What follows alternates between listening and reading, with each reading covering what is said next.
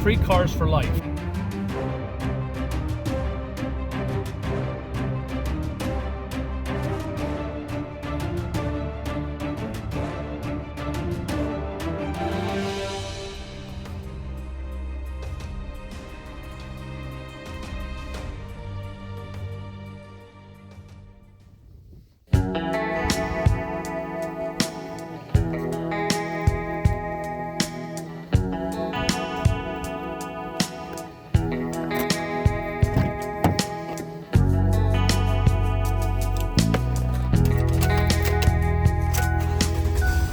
Hey everyone, this is, well, welcome to Cavalry Man 86, by the way.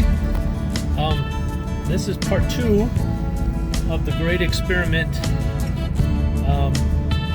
If you missed it, the first part, I will link it down below in the description so you can get so you know everything that's happening with this car and what we're doing with this car. Today, we are taking this car into the shop to get work done. It needs some brake work done.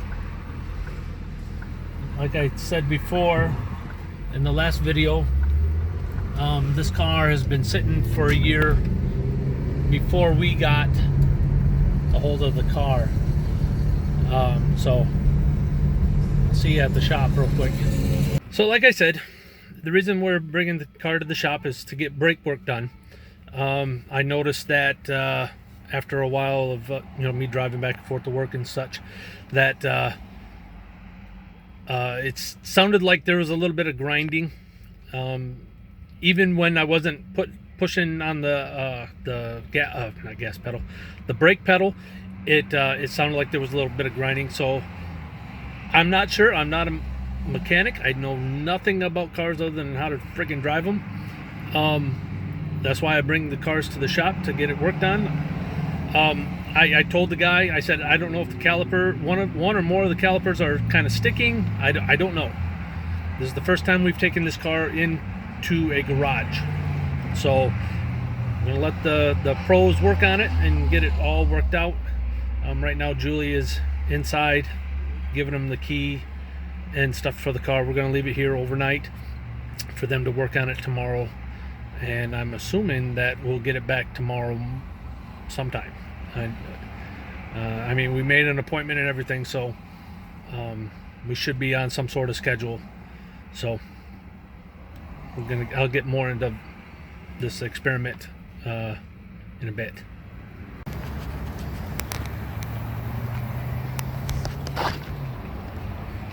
Here's the thing, folks.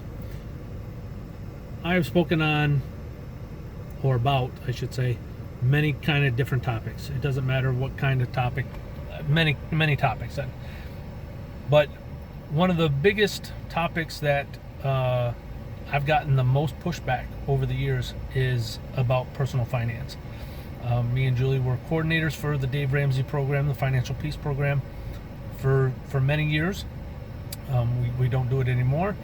But I get it. It says it in the name.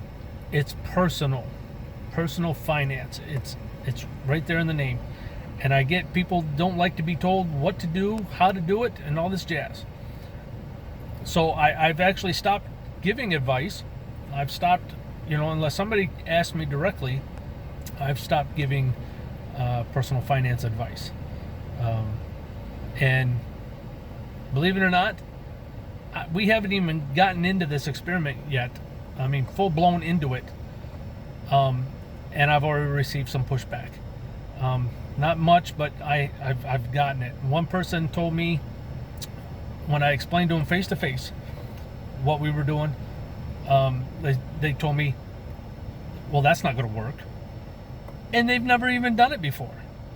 So I'm not doing this to tell you guys what to do, how to do it, anything like that. I'm not.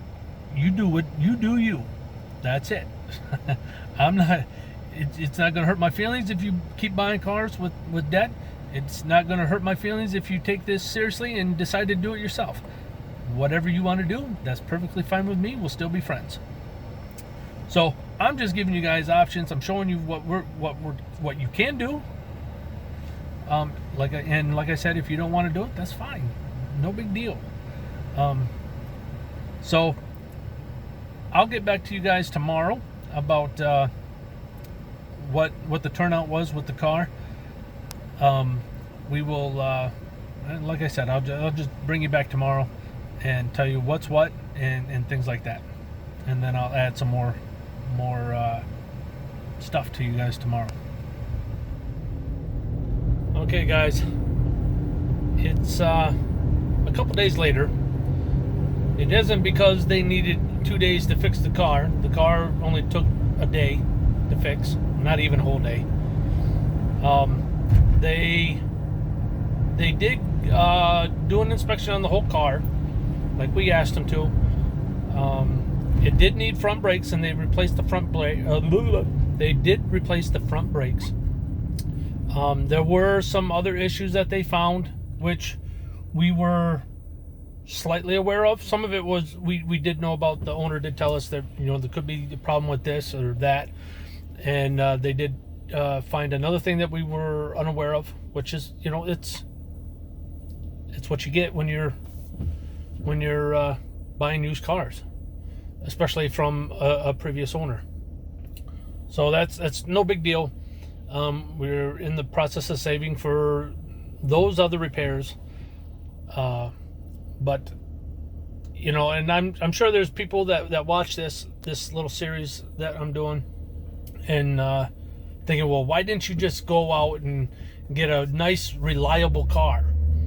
Well, that would be nice, but what is your definition of reliable? I mean, I had a car years ago that I paid $500 for, and other than normal maintenance like brakes and exhaust and an oil, changing the oil, that car ran perfect for years, and I paid $500 for that stupid thing. And and when I sold it, I didn't even need to get rid of it. I mean, it was just we were cutting back on our expenses, and we thought we could get by with one car. So I mean, there was nothing wrong with the car when I sold it, and I sold it for just about as much as I paid for it. So I mean, if your definition of reliable is a brand new car, that is, what's the word? That's not, I don't know what the word is. Anyway, you know what I'm trying to say. So, but there was another question that somebody asked me a while back, a few weeks back, I guess. When you're doing this process of buying cars and having them for 10 months and then selling it and so forth, you keep doing that over and over and over again. Well, what happens if you like the car that you bought? I said, well, if you find a car that you really like, and I mean, let me back up a bit. If we're going by Dave Ramsey's rule of thumb for buying cars, one, you don't go into debt to get a car. I don't care what kind of car, how much of a car, you don't go into debt to buy a car. Two, your car should not be more than 50%. You should not pay more than 50% of your household income. Your yearly income. Not household, yearly income. So you need to figure that out to start with. I mean, if you make $50,000 a year, you should not be buying a $60,000 car. You should not be buying even a $50,000 car. And I'll tell you why. Because cars go down in value like a rock. And like I said in the other video, it doesn't matter what kind of car, truck, van, if it has a motor, it goes down in value. So you want to start with a cheap car, something to get you back and forth to work, something to get you back and forth to the grocery store, back and forth to the doctor if you need a doctor, whatever. And then you work your way up to a nicer car. You keep working up to the nicer car. Now, if you want to stop, if your income is $50,000 and you want to stop at a $5,000 car because that car is a nice car, it's running good, you like it, whatever, stop at $5,000. If that car's working for you, it's working for you. But if you want to get up to that 50% range, get up to that 50% range. But don't go over 50%. So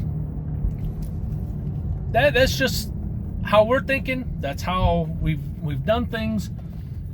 I mean, the car that Julie has right now, we paid $5,000 for it. It's a nice Mazda 6. It's a nice car. The only thing we've had to do on it is normal maintenance to the vehicle. And every vehicle has maintenance, good or bad. You know, a tie rod goes off, whatever. But I'll give you another example. Me and Julie know this couple that they were from here in Michigan. They moved out west. They decided they were going to buy a brand new truck to move out west. That's fine. That's their prerogative. They do whatever they want. They're two grown adults. Anyway, partway getting out west, the truck breaks down. Brand new truck. They stop at a garage. I don't know how much it cost. I don't remember what was wrong with the car. They get it supposedly fixed. Carry on their way. I think they were going to California. I don't remember exactly what state they were going to. Anyway, continuing on their journey, truck breaks down again. This truck broke down like 3 or 4 times on its way to getting where they wanted to go. Brand new truck. Brand new. They were the first owners of that truck. So, and I know that older cars break down more than newer cars, but still, you can't say that a brand new vehicle is a reliable vehicle. It's a machine. Machines break down. Parts wear out. It doesn't matter if they're 2 years old or 10 years old. That vehicle is going to break down eventually. In some way or another. Brakes go out, tie rod goes, whatever. So you can't go by that type of thinking. I'm going to go into debt to buy a car that looks good, and in my mind it's reliable, when it's just a machine. It gets you back and forth to where you gotta go safely. And all cars today have all kinds of safety in it. Even this 2005 Ford has all kinds. It has airbags, it has seat belts, it has, you name it. There's safety in this car, just like a 2020 car. So anyway, I just thought I'd share that stuff with you guys. We'll continue this series as things go on. As of right now,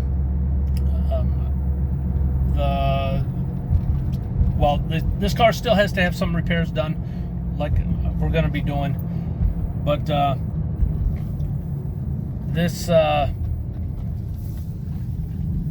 when we sell this car, it'll be like in March, if I'm not mistaken. Sometime in March, we'll be selling this car and then going to look for another car. So I'm sure there'll be something popping up before then. So, and when that does, I will share it with you guys. So, in the meantime, we'll cut this short. I got things I got to do, places I got to go, and people to see. So, I'm going to cut this short. And in the meantime, I want you guys to stay alert, stay safe, Toujours Pret, and I'll see you later.